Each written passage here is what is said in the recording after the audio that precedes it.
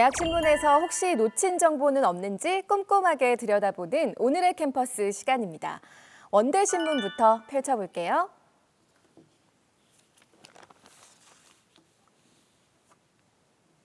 다가오는 가을, 코로나19 극복을 위한 방구석 책 읽기라는 기획은 원대신문 기자들이 추천하는 책을 만나보는 기사인데요. 그중에서도 김송현 기자가 추천하는 레프 톨스토이의 이반 일리치의 죽음을 만나볼까요? 판사로 남부럽지 않게 성공한 인생을 살아가던 이반 일리치가 갑자기 원인 모를 병에 걸려 죽어간다. 서서히 죽어가는 이반 일리치는 자신의 인생을 되돌아보고 삶의 의미를 고통스럽게 되묻는다. 소설은 이반 일리치가 죽음을 받아들이면서 겪는 내적 갈등을 세심하게 묘사한다. 마치 독자가 이반 일리치라도 된 듯한 느낌을 들게 한다. 이반 일리치의 죽음은 삶과 죽음에 대한 통찰을 보여준다. 병세가 악화한 이반 일리치는 영혼의 목소리에 귀를 기울이게 되는데 내면에서 너에게 필요한 것이 무엇이냐라는 질문이 그치지 않는다. 이에 이반 일리치는 더 이상 고통받지 않고 사는 것이라고 답한다. 그것이 어떻게 사는 것이냐는 질문엔 전에 살던 것처럼 사는 것이지 기쁘고 즐겁게라고 답한다. 살면서 즐거웠던 순간들을 하나씩 떠올려 보기 시작했지만 이상하게도 예전에 좋았던 모든 순간이 전혀 다르게 느껴지게 된다. 그런 생각 끝에 허무감과 상실감에 깊이 빠진 그는 결국 삶에 대한 집착을 버리고 죽음의 공포에서 벗어난다고 하는데요. 김 기자의 추천사를 읽어드릴게요. 이반 일리치의 죽음은 인간이 죽어가는 과정과 더불어 삶과 죽음이라는 주제를 깊게 파고든다. 죽음이 멀리 있다고 생각하며 자신과는 관계없다고 생각하지만 죽음과 삶은 동전의 양면과 같다. 이 사실을 깨달으면 하루하루를 더욱 의미 있게 보낼 수 있을 거라 생각한다. 삶의 의미를 되새기며 이반 일리치의 죽음을 추천한다. 이어서 살펴볼 기사는 오병현 기자가 쓴 기사인데요. 유튜브 뒷광고 어떻게 볼 것인가라는 요즘 논란이 되고 있는 현안을 다룬 기사입니다. 아날로그 시대를 벗어나며 소비 형태는 많은 변화를 겪었다. 디지털 시대엔 유튜브와 SNS를 통해 개인이 정보를 만들고 전달하는 1인 방송이 유행을 주도하고 있다. 광고계도 이에 주목했다. 소비자가 브라운관에서만 광고를 접하지 않기 때문에 소비자가 즐겨 찾는 디지털 스크린으로 시선을 돌렸다. 브랜드는 단순한 광고가 아닌 브랜디드 컨텐츠에 집중하고 있다. 브랜디드 컨텐츠란 브랜드 메시지를 문화적 요소와 브랜드 광고를 결합해 녹여내는 것을 말한다.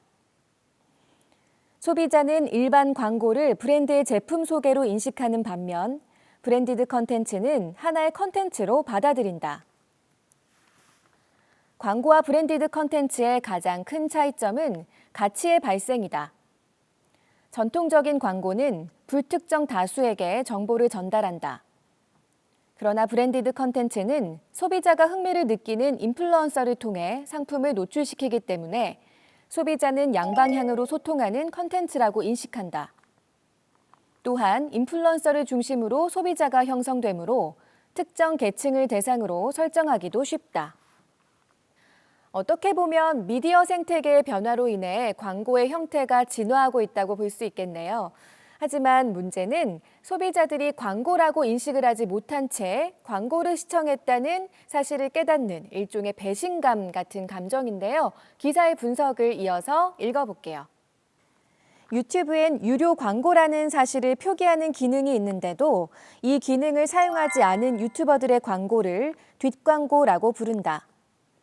브랜디드 컨텐츠가 소비자의 흥미를 일으키고 광고를 하나의 컨텐츠로 만들지라도 브랜디드 컨텐츠 또한 하나의 광고일 뿐이다. 그런데 유튜버들은 광고라는 사실을 숨긴 채 자신이 주도적으로 소개하고 리뷰하는 척하며 소비자를 속인 것이다. 믿었던 인플루언서가 광고임을 숨긴 채 브랜드에게 돈을 받고 광고를 해줬다는 진실을 알게 된 사건이 바로 유튜브 뒷광고 사태다. 브랜디드 컨텐츠는 디지털 시대에서 브랜드와 소비자가 서로 윈윈할 수 있는 광고 방식이다. 인플루언서를 통한 브랜디드 컨텐츠가 올바르게 성장하기 위해선 정직이 기본 소양으로 자리 잡아야 한다. 광고비를 준 사실을 숨긴 채 인플루언서의 영향력만으로 소비자를 설득하겠다는 생각은 아니라다. 인플루언서 광고 시장이 성장한 이유엔 양방향 소통이 있다. 젊은 세대를 비롯한 기성세대 또한 디지털 시대의 한 축으로 자리하고 있다. 브랜드가 다양한 계층의 소비자를 설득하고 그 믿음을 배신하지 않으려면 더욱 솔직한 컨텐츠를 제작해야 한다. 자, 이번에는 학술란으로 한번 가볼게요. 유럽 문화학부 남유선 교수님이 쉬운 언어 그리고 그 사회적 기능이라는 글을 쓰셨는데요. 쉬운 언어라는 건 무엇인지 함께 살펴볼게요. 독일에서는 현재 사용되고 있는 언어가 사회의 일부 구성원들에게는 어렵게 느껴지기 때문에 더 많은 사람들이 더 나은 소통을 할 수 있는 방법을 찾게 됐다. 그 결과 쉬운 언어라는 하나의 새로운 형태의 언어, 즉 짧고 단순하고 이해하기 쉽게 재구성된 쉬운 언어를 개발했다. 쉬운 독일어는 문어적, 구어적 소통을 위한 하나의 언어 형태다. 특이한 점은 학습 장애를 겪고 있는 사람들이 쉬운 독일어 개발 과정에 직접 참여한다는 점이다. 쉬운 독일어의 규칙은 무엇보다도 이해하기 쉽게 구성되어야 하는데 몇 가지 예를 들어보면 글씨체는 명료해야 하고 글씨 크기는 적어도 14포인트는 되어야 한다. 줄 간격은 충분히 넓어야 하고 사진이나 그림은 이해하기 쉬워야 한다. 또한 외래어를 사용하지 않는다. 또 쉬운 언어 텍스트의 난이도는 항상 검증되어야 하는데 학습 장애를 겪고 있는 사람이 직접 검증한다. 그들만이 어떤 텍스트가 쉬운지 어려운지를 말할 수 있기 때문이다. 교수님의 말씀을 듣고 보니 외래어를 사용하지 않는 점이 특히 중요할 것 같습니다. 독일은 이렇게 개발한 쉬운 독일어를 관공서 홍보나 정책 알림 등 공적인 영역을 중심으로 사용하고 있다는데요. 학습장애를 겪는 사람들뿐만 아니라 다문화 가정의 구성원들에게도 도움이 되는 정책인데 하지만 전문가들에게 비판을 받기도 한다고 합니다. 어느 언어학자는 쉬운 독일어를 언어가 아닌 언어라고 자조 섞인 표현을 하기도 한다. 독일에서 제시하고 있는 쉬운 독일어의 규칙 체계를 살펴보면 언어학적인 관점에서 어느 정도까지 쉬운 독일어의 활용 규칙을 용인해야 하고 제한해야 하는지에 대한 고민이 자연스럽게 찾아든다.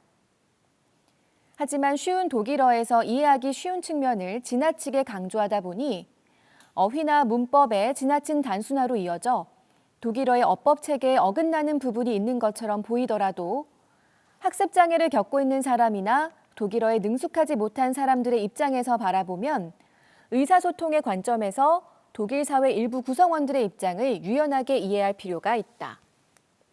우리나라 언어의 경우 외래어만 획기적으로 줄여도 훨씬 쉬운 언어가 될 것 같다는 생각이 드는데요. 우리나라에서도 쉬운 언어 사업을 시도한 적이 있다고 합니다. 2014년에 국립국어원에서 소통의 상대방을 배려한다는 차원에서 쉬운 공공언어 쓰기라는 안내서를 발간했다. 쉬운 공공언어의 요건으로 소통성과 정확성을 제시하고 있다.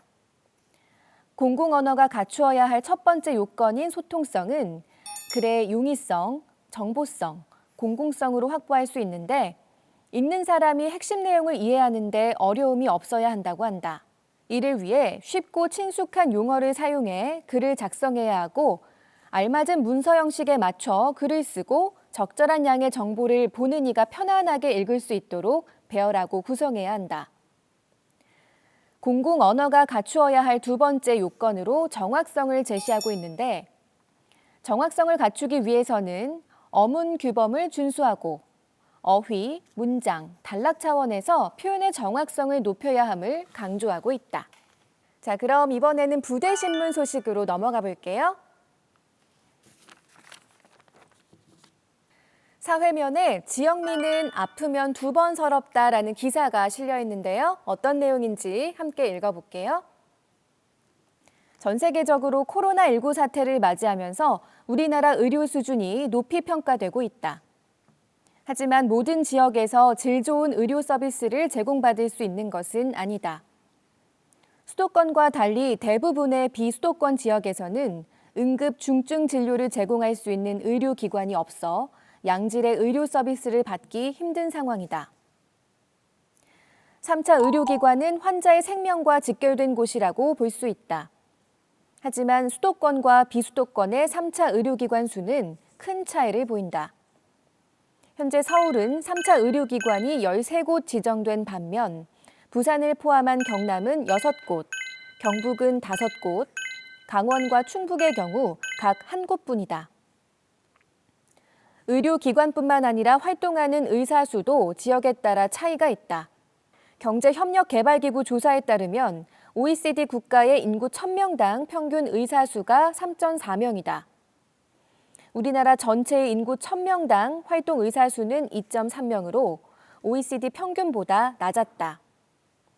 지역에 따라 2.3명에도 미치지 않는 곳도 많다.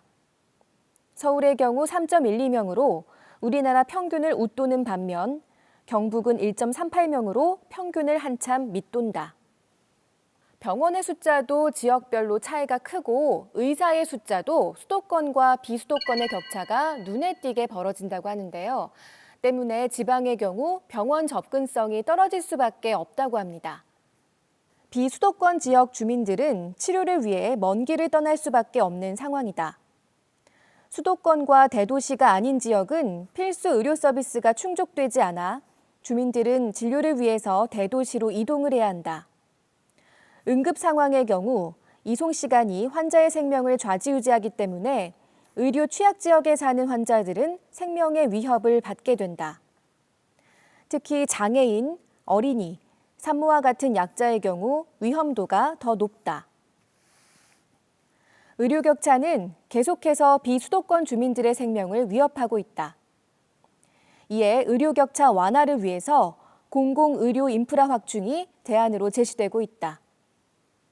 양질의 의료 서비스가 제공되지 못하는 지역을 중심으로 지역 의료원 등 공공병원을 신설해 의료 서비스를 확충하자는 것이다. 신축이 어렵다면 기존의 지역 거점 공공병원을 지역 책임 의료기관으로 지정하자는 목소리도 있다. 의사 인력 확충이 필요하다는 지적도 나온다. 이런 측면에서 정부는 국립공공보건의료대학원 설립과 의과대학 정원 증가를 대안으로 내놓았다. 공공의사 인력 확충을 통해 수도권과 비수도권의 의료 불평등과 의료 취약질을 개선하자는 것이 목적이다. 지역 간 의료 불평등을 해소하기 위해서는 공공인력을 확충하고 시설을 늘리는 수밖에 없다는 것이 현재 진행되고 있는 정책의 방향인데요. 이 기사는 그런 정책의 방향을 차분히 설명하고 있습니다. 그럼 기사의 마지막 부분으로 가볼게요. 대학병원 쏠림 현상은 의료 인력 수급 문제, 1차 의료기관 붕괴 등 의료 시스템의 왜곡으로까지 이어질 수 있다. 이에 지역에 있는 병원들이 대학병원과 연계해 중환자는 대학병원으로 보내고 경환자는 지역 병원에서 치료하는 등의 체계 마련이 필요하다. 이를 통해 환자마다 요구되는 의료 서비스 수준에 맞는 병원을 이용하도록 해 쏠림을 방지하는 것이다. 의료 격차를 해소하기 위해 다양한 대안이 제시되고 있지만 의견 충돌이 계속되면서 의료 격차가 해결될 기미는 보이지 않는다. 계속 정원만 놓고 이야기하는 지금 벌어질 대로 벌어진 의료 격차가 해결되기까지 갈 길이 멀어 보인다. 네, 이어지는 기사는 조준식 기자가 쓴 강사법의 한 해를 돌아보다입니다. 역시 무거운 주제지만 함께 읽어볼게요. 강사법 시행 이후 많은 강사들이 오히려 일자리를 잃었다. 강사들의 처우는 개선되지 못했고 근로 여건은 여전히 열악하다. 그들은 무늬만 교원일 뿐이었다. 미완의 법인 강사법이 갈 길은 아직도 멀고 험해 보인다. 강사들은 진정한 처우 개선과 고용 안정을 위해 변화가 필요하다고 입을 모아 말한다. 국민건강보험법과 퇴직급여법에 따르면 일주일에 15시간 미만 근로자들은 직장 건강보험 가입 대상과 퇴직금 수여 대상이 아니다. 하지만 강사법은 특정 강사에게 강의가 집중되는 것을 막기 위해 강의 시간을 일주일에 최대 6시수로 제한했다. 때문에 강사들은 직장 건강보험에 가입하거나 퇴직금을 받을 수 없게 됐다. 강사법에 분명 강사가 학교 직장 건강보험에 가입자가 돼야 한다는 내용과 임용계약서 또는 고용조건에 퇴직금 지급이 명시돼야 한다고 규정돼 있음에도 강사들은 그 혜택을 받을 수 없는 것이다. 강사법이 시행됐지만 강사들의 처우는 여전히 개선되지 못하고 오히려 더 열악해지거나 일자리마저 잃고 있는 상황이 지속되고 있다고 하죠. 그 실태가 좀 더 나와 있는 부분 읽어보겠습니다. 강사 재임용 절차가 공정하지 않다는 비판도 있다. 지난 8월 처음 실시된 재임용 심사 기준의 20%를 차지한 정성평가의 기준이 불명확하다는 것이다. 학과에서 진행되는 정성평가는 학과에 대한 교육 기여도와 교육 자질 등으로 이뤄진 평가다. 강사들의 방학 중 임금 역시 제대로 지급되지 않고 있다.